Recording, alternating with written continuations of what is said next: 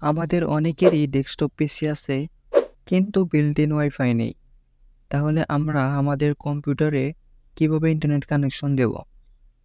তো আমার জানা মতে ৩টা ওয়ে আছে। ১ নাম্বারটা হচ্ছে ইথারনেট কেবল।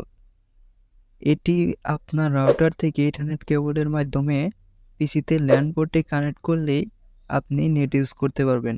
কিন্তু এটিকে অনেকে ঝামেলা মনে করে এর তারের জন্য। ২ নাম্বারটা হচ্ছে ওয়াইফাই ডঙ্গল। এটি হচ্ছে তারমুক্ত বা ওয়্যারলেস। এটি কিনতে হলে আপনাকে ৳১,০০০ উপরে গুনতে হবে। তো এটাও বাদ। ৩ নাম্বারটা হচ্ছে আপনার হাতে থাকা মোবাইল ফোনটি। এখন আপনার মোবাইল ফোনটি দিয়ে কীভাবে ইন্টারনেট অ্যাক্সেস আপনার পিসিতে প্রোভাইড করবেন?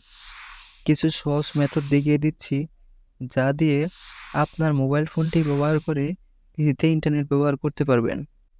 আপনি যখন মোবাইল ফোনটি কিনেছেন, তখন সেই মোবাইল কোম্পানি আপনাকে একটা চার্জার দিয়েছে।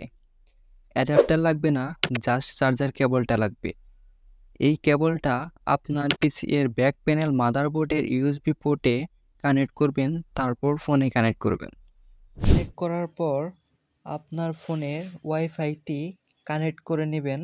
দেখুন আমার কিন্তু অলরেডি কানেক্টেড। এখানে দেখতে পাচ্ছেন, আমি হাইলাইট করে দিচ্ছি।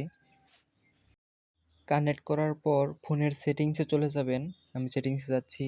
যাওয়ার পর সার্চ সেটিং এখানে ক্লিক করবেন। ক্লিক করার পর এখানে লিখবেন USB tethering. USB space TETHERING